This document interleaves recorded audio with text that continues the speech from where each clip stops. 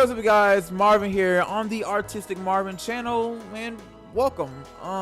This is the first video on the channel.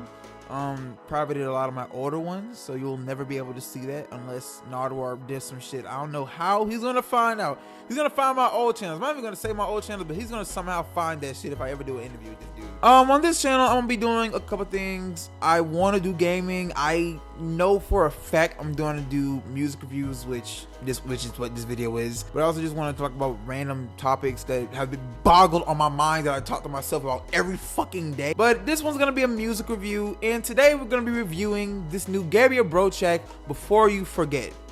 Wait, Gabriel Breauxx?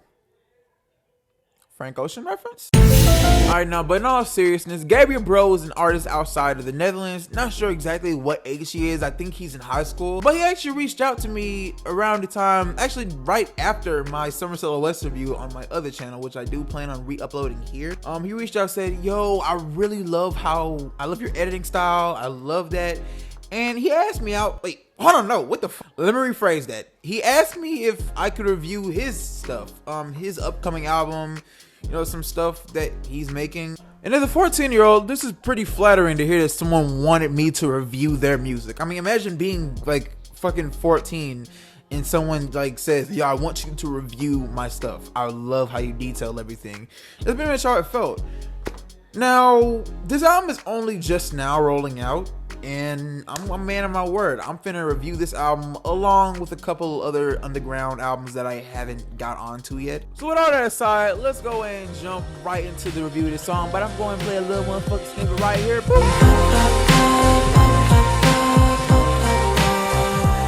Alright, so first couple of listens through headphones and speakers, I think this song is no short of being a great track, an awesome track even. Now, first thing you're going to hear when you turn this song on is a telephone beep. And while this is not an important part of the track whatsoever, in fact, this couldn't have had a telephone beep and it wouldn't change anything. However, I think the reason why I wanted to bring this up just because I feel like when the album actually does come out, it's going to be transitioning the song before this into this track. But again, not a super duper important part of the song. However, as it drowns out, you start to hear the melodies come in along with the drums. The melodies consist of some pretty guitar chords along with some little melodies to complement them. You got some simple indie drums and a bass that's on some Thundercat shit. I can't even lie. Okay, maybe I am lying. This is like more of like Rumble Kitty. Now let's move on to the vocals. I feel like the vocals for the notes that he's hitting, they're really good. You can definitely hear the notes that he's hitting, and nowhere near off key, nor does it sound so auto-tuned like some Travis Scott type shit. Yeah! In fact, I don't think there's auto-tune on his vocals whatsoever. I mean, for the notes he's hitting, using auto-tune would make that impossible. Like when you're trying to slide like notes like, yeah. Next day, there's some stuff I did not mention in the recordings I did yesterday or last night. The only con I have with the vocals have to do with the fact that Gabriel can sound so sleepy on it, like however, not in a bad way. I think that he still makes it sound pretty good, and the heavy reverb is I'm a little mixed on that, because for like a late night, you know, car drive, it can make it sound really good and create such an atmospheric vibe. However, when I'm really trying to understand what he's saying, it can get a little hard. But keep in mind, I'm not too privy with the indie rock genre, so this could be completely normal in that space. That to me just sounds very weird, and I could just be being a picky bitch. I'm not like Fantana with the shits, if I'm being honest. Like for real, name a song, I guarantee you that nigga has listened to it more than 100 times. In this song, Gabe seems to be talking about a lover, which, judging by the lyric, "Where are you, girlfriend?" is a female. So not a Frank Ocean reference? And although I don't know what this song is exactly about, I have came up with two possibilities. Gabe could be talking about someone like an ex or a friend who seems to be moving on from them, and he's trying to call out for her before she completely forgets who he is. Now, I personally think that he's calling out for someone who he doesn't know personally, like his soulmate who he just hasn't met yet. And he kind of alludes to this in the lyrics.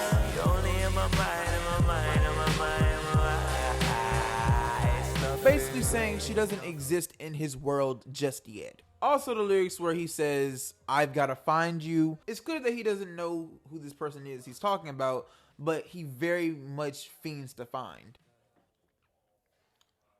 And the more I listen to this track, the more I kind of realize that there really is no con about it.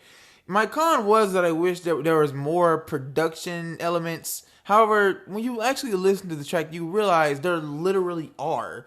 You have guitar switch ups, especially after the first verse. The guitars get way more jollier. Through the back end of the track, you know, there's these flutes that kind of come in, or these like wind instruments that come in that sound really good. And that's honestly what I think makes this track damn near perfect. It's not overproduced in any way. Now I know, it sounds like I'm on Gabriel's dick right now, but honestly I feel like I'm underselling to y'all how good this track is. And it's been in the oven for a long time and we're finally just feasting on it. And I hope we can get some more within the next month or two, because it seems like he's wrapping up, you know, probably gonna drop 2 more singles and he's gonna drop the album. But this is really all I really think I need to say about it. If I had to put this track into one word, it'd be stellar. I feel like there's high level production. You could tell that this is not anything rushed out. You can tell just by the fact that he took down the original version because he wanted to remix it and remaster it, which is something that I feel like a lot of artists don't really do. If they like it the first time, they're just going to put it out and not really care about it afterwards. So I really love the fact that he truly cares for his craft. Otherwise, he wouldn't have delayed this album for a whole ass year. Yeah, I really enjoyed this song. And as a single for this album, I think that this album is gonna be nothing short of amazing. So yeah, I'm loving this track. I think you should honestly give it a listen because I don't think I did justice to how good it is. I'm leaving a link in the description. But now it's time for me to talk about something that probably most people don't really care about. But this is why I have been making videos for a long time, aka a year, or if you're talking about this channel specifically, 2 years. Now, if you couldn't tell throughout this video or the little disclaimer in the beginning, I have Tourette's syndrome, which honestly makes me not want to make videos for the most part, because I would start, then I'd kind of like shake my head or do something awkward in the camera and make like a weird ass face to where I'd just be like, fuck, I gotta retake this video.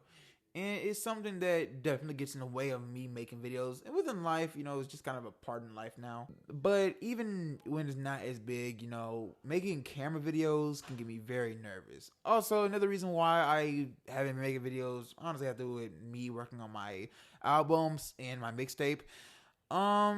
Also, procrastination, not just me not wanting to make videos. I did also switch setups, but that isn't a big excuse. My big excuse really has to do with me just not being super duper confident coming on here in front of, you know, a camera where you can see my movements. I don't give a fuck what you see back here. I don't give a damn. Just you can see me and you can see, you know, how nervous I can get. So yeah, when I get nervous, I tick a lot, and you know, that's one big problem that I've been having. Cause see, I'm not ticking too often because I feel like I'm more relaxed now and more comfortable.